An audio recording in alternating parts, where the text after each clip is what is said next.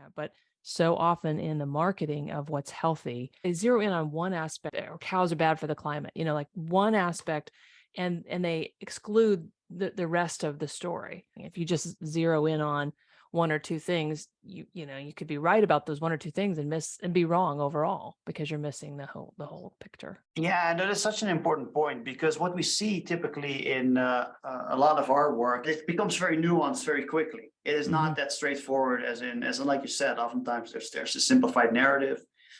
Cows are bad, plants Hmm. are good, or we look at emissions, right? Of course, I mean, if animals are overgrazing pastures, and which can create a monoculture, there's an inefficient an improper recycling of nutrients, then yeah, it can be very detrimental. Absolutely, we know this. But at the same time, there's also many farmers, and hopefully an increasing number of farmers, that try to mimic sort of more nature-based solutions as what the agroecology really is.